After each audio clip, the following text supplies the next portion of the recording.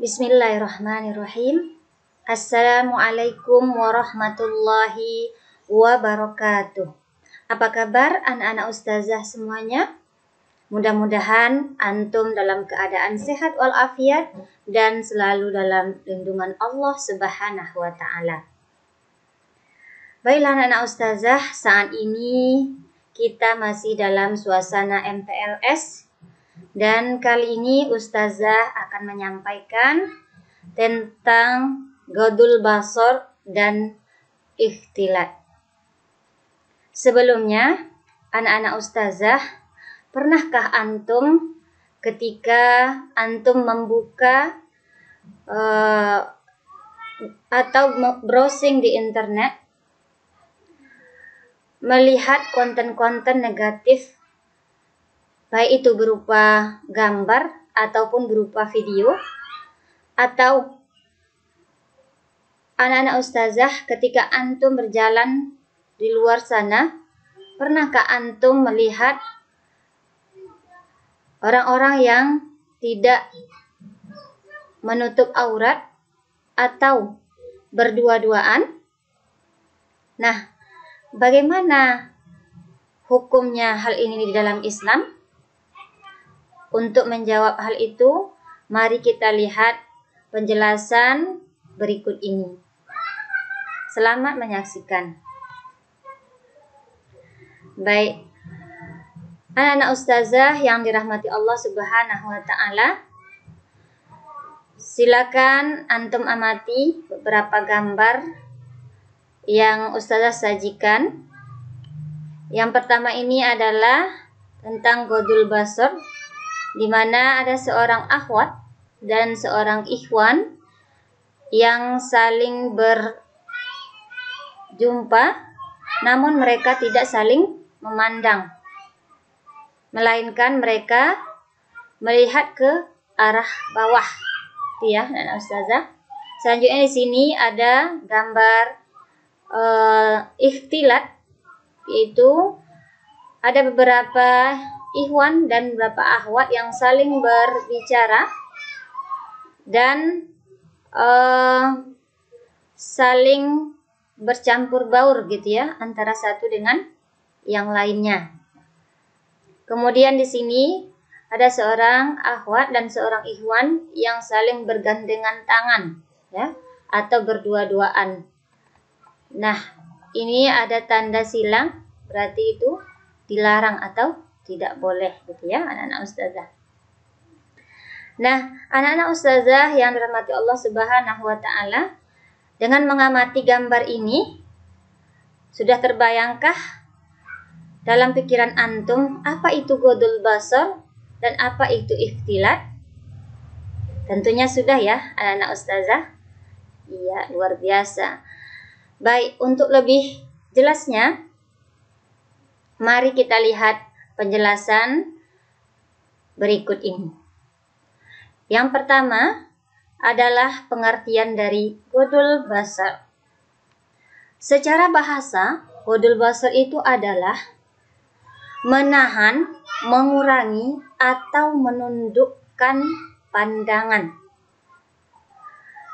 Secara istilah, Ghadul Basar itu adalah menahan atau menundukkan pandangan dari segala apa yang diharamkan oleh Allah Subhanahu wa taala dan Rasul-Nya untuk kita memandangnya. Itu menurut tafsir At-Tabari dan tafsir Ibnu Katsir. Jadi dapat kita simpulkan bahwa Ghadul Basar itu adalah menahan atau menjaga pandangan. Gitu ya anak ustazah. Lalu apa dalilnya tentang menjaga pandangan ini? Yaitu terdapat di dalam surat An-Nur ayat 30 sampai 31. A'udzu billahi minasyaitonir rajim. Bismillahirrahmanirrahim. قل للمؤمنين يغضوا من أبصارهم ويحفظوا فروجهم ذلك أزكى لهم إن الله خبير بما يصنعون وقل للمؤمنات يغضضن من أبصارهن ويحفظن فروجهن. Katakanlah kepada orang-orang laki-laki yang beriman, hendaklah mereka menahan pandangannya dan memelihara kemaluannya. Yang demikian itu adalah lebih baik atau lebih suci bagi mereka. Sesungguhnya Allah Maha mengetahui apa yang mereka perbuat.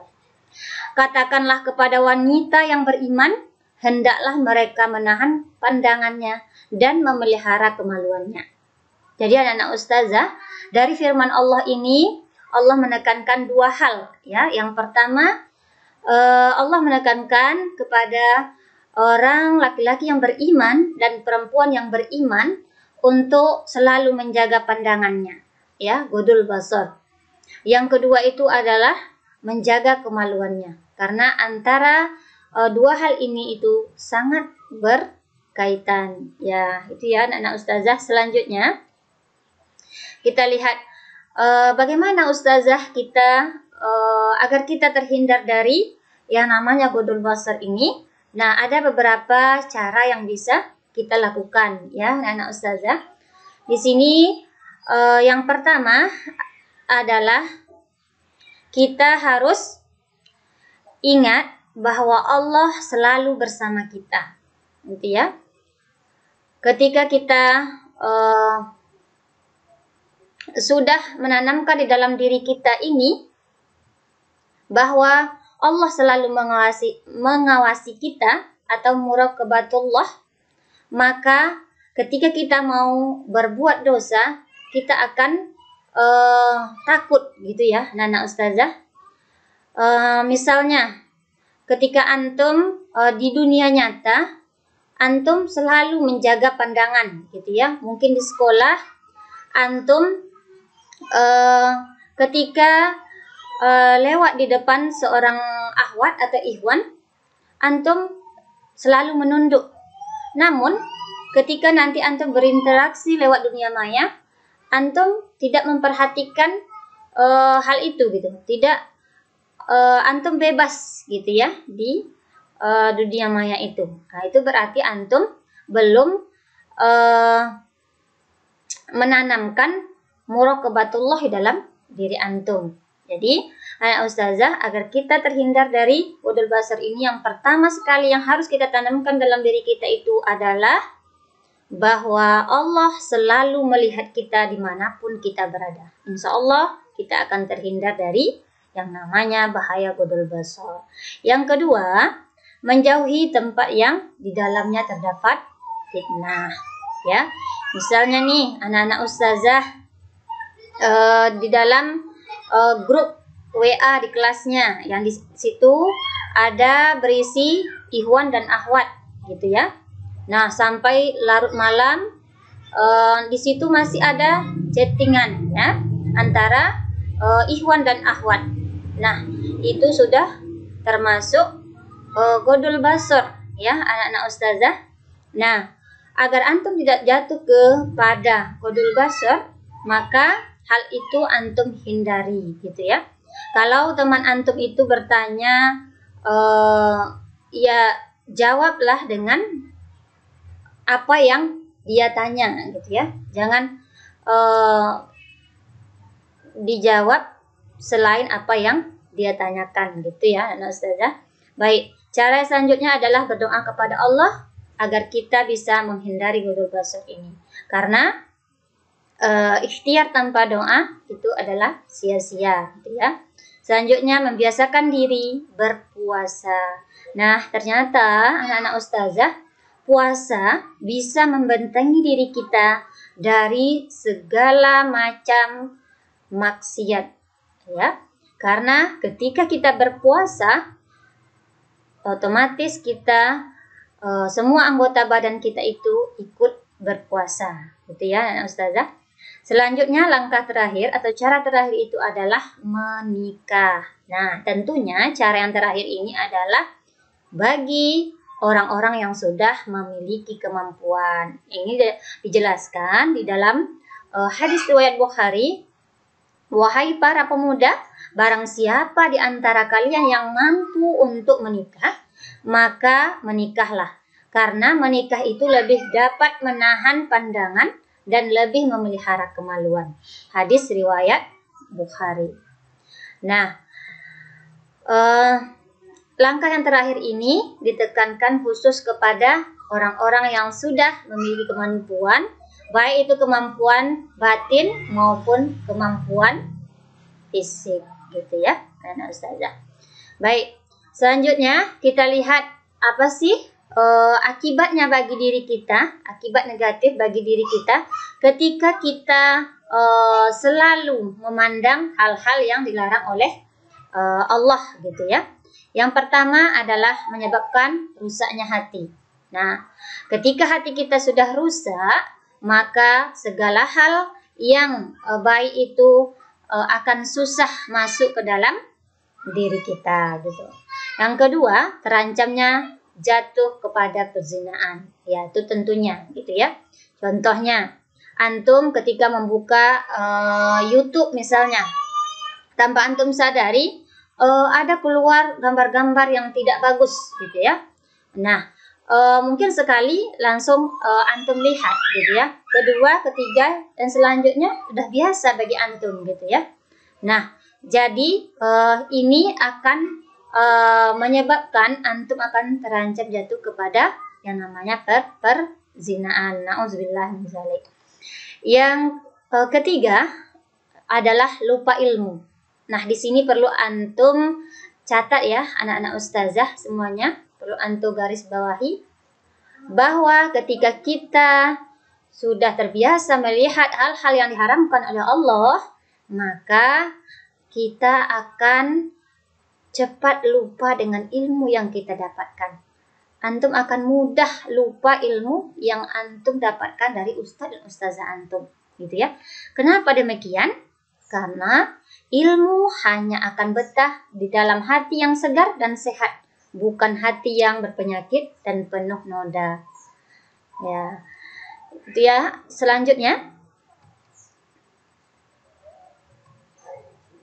akan turunnya bala bencana. Tentunya bala bencana ini terkhusus terutama adalah untuk kita pribadi, gitu ya. Selanjutnya merusak nilai amal. Nah, ketika kita senantiasa berbuat maksiat, melakukan qadul basar dan sebagainya, maka nilai amal-amal yang kita lakukan setiap hari itu akan rusak, ya.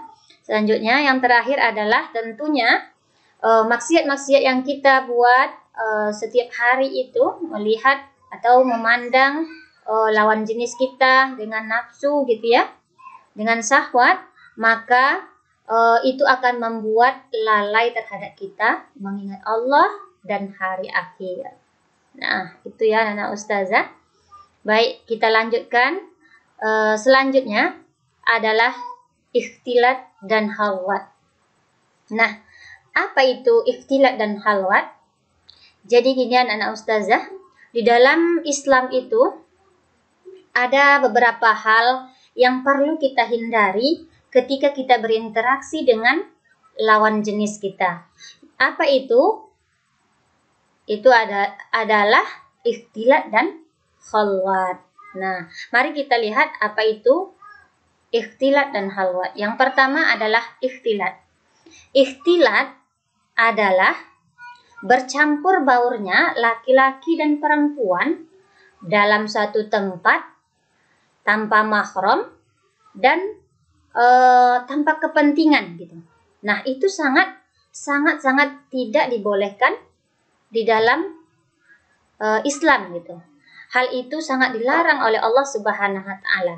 Maka anak-anak ustazah, marilah kita tidak mengikuti forum-forum yang seperti ini, gitu ya. Forum-forum yang bercampur baur antara laki-laki dan perempuan, gitu. Nah, berarti Ustazah, Islam itu kaku dong Ustazah. Masa kita tidak boleh ikut organisasi yang anggotanya itu laki-laki dan perempuan? Masa kita tidak boleh berinteraksi dengan lawan jenis? Nah, tidak begitu juga ya, anak-anak Ustazah. Islam itu tidak kaku, ya. Tetapi Islam itu tetap memperbolehkan, ya, bercampurnya antara laki-laki dan perempuan. Tapi ingat anak-anak Ustazah, hanya dalam 3 situasi saja. Nah, apa itu? Yang pertama adalah dalam situasi bermuamalah, ya, di mana tempatnya itu adalah ruangan terbuka dan di tempat umum, gitu ya, tidak menandakan indikasi berdua-duaan di situ. Yang kedua adalah dalam penanganan kesehatan, ya, misalnya kita berobat kepada dokter yang laki-laki, gitu ya, boleh ya, itu diperbolehkan di dalam Islam. Yang ketiga yaitu ketika proses belajar mengajar. Nah, ini dalam proses pendidikan ini juga diperbolehkan ikhtilat di dalam Islam. Karena di sini kita ada kepentingan, ya, kepentingannya itu adalah menuntut ilmu. Contohnya nih, kita sekarang ini belajar jarak jauh ya, PJJ. Nah, setiap antum itu memiliki yang namanya grup Google Classroom. Nah, berarti di situ atau grup kelas WA. Nah, di situ kan ada bercampur laki-laki dan perempuan, ada ikhwan dan akhwat di dalam grup tersebut. Namun, di sini antum memiliki kepentingan, ya. Apa kepentingan di situ? Adalah untuk belajar. Nah, ini diperbolehkan di dalam Islam. Jadi, anak-anak Ustazah, Islam itu tidak kaku, ya. Jadi bercampurnya antara laki-laki dan perempuan itu hanya diperbolehkan dalam 3 situasi ini. Yang pertama tadi adalah dalam situasi bermuamalah, yang kedua dalam situasi penanganan kesehatan, yang ketiga dalam proses pembelajaran atau pendidikan. Di luar itu baru dilarang oleh Allah Subhanahu wa taala. Baik, Ustazah lanjutkan. Apa dalilnya Ustazah, atau ada atau tidak landasannya Ustazah? Kenapa ikhtilat itu dilarang dalam Islam? Nah, anak-anak Ustazah, ternyata Allah melarang ikhtilat itu adalah untuk kita juga, gitu ya. Artinya Allah melarang ikhtilat ini agar kita menjaga kemuliaan diri kita, baik itu kita sebagai akhwat maupun sebagai ikhwan, gitu ya. Nah, apa dalilnya? Di sini pada zaman Rasulullah ada sebuah kisah pada zaman Rasulullah. Ketika Rasulullah berjalan, Rasulullah pernah melihat perkumpulan antara laki-laki dan perempuan di tengah jalan. Lalu Rasulullah menyuruh perempuan-perempuan untuk jalan di pinggir. Nah, dari pernyataan Rasulullah ini sudah pasti ya, anak-anak Ustazah, Rasulullah sangat melarang yang namanya berikhtilat, ya, bercampur antara laki-laki dan perempuan. Makanya Rasulullah menyuruh perempuan-perempuan untuk berjalan di pinggir, gitu ya, nah, Ustazah. Yang kedua, ada di kisah lain, ketika selesai sholat, Rasulullah itu menyuruh perempuan-perempuan untuk pulang terlebih dahulu, dan yang laki-lakinya belakangan, gitu. Nah, ini apa tujuannya kira-kira anak Ustazah? Nah, tujuannya tidak lain dan tidak bukan adalah tentunya untuk menjaga ikhtilat, ya, agar perempuan dan laki-laki atau ikhwan dan akhwat itu tidak bercampur baur di halaman masjid tersebut. Makanya Rasulullah menyuruh perempuan itu terlebih dahulu untuk pulang. Nah, gitu ya anak Ustazah. Baik, selanjutnya kita lihat apa pula itu khalwat? Nah, khalwat adalah berdua-duaan antara laki-laki dan perempuan yang bukan muhrim di tempat sunyi dan tersembunyi. Ya, baik itu statusnya temenan, sahabatan, atau pacaran, atau apapun lah itu statusnya, itu sangat-sangat tidak dibolehkan di dalam Islam. Nah, hal ini sangat sudah dijelaskan, sudah ditegaskan oleh Allah Subhanahu wa taala di dalam Al-Qur'an surat Al-Isra ayat 32. A'udzu billahi minasy syaithanir rajim. Bismillahirrahmanirrahim. Wala taqrabuz zina innahu kana fahishatan wa sa'a sabila. Dan janganlah kamu mendekati zina. Sesungguhnya zina adalah suatu perbuatan yang keji dan suatu jalan yang buruk. Nah, jadi anak-anak ustazah yang dirahmati Allah Subhanahu wa taala, dari firman Allah ini Allah melarang dua hal sekaligus, ya. Apa itu? Yang pertama tentunya berzina, ya. Mendekati zina, gitu ya. Yang kedua adalah Allah Subhanahu wa taala melarang kepada kita agar tidak mendekati segala aktivitas-aktivitas yang menjerumuskan kita kepada perzinaan. Nah, di sini termasuklah tadi yang namanya ikhtilat dan khalwat, ya, apalagi yang namanya pacaran, gitu ya anak-anak ustazah. Nauzubillah min zalik. Baik. Selanjutnya, anak-anak ustazah, apa sih yang bisa kita dapatkan ketika kita menjauhi yang namanya ikhtilat dan khalwat tadi, serta godol basar tadi? Yang pertama, anak-anak ustazah akan dapat menjaga kemuliaan dari wanita tersebut, ya, menjaga kemuliaan diri anak-anak ustazah semuanya, gitu. Ya, yang kedua, antum semua bisa mengontrol gharizah nafs. Apa itu anak ustazah? Gharizah nafs itu adalah hasrat yang menimbulkan rasa ketertarikan terhadap lawan jenis, ya. Ustazah, hasrat tertarik terhadap lawan jenis itu biasa kan ustazah, fitrah gitu ya. Iya, memang fitrah. Tapi perlu kita kontrol, ya anak-anak ustazah. Perlu ada kontrol terhadap diri antum.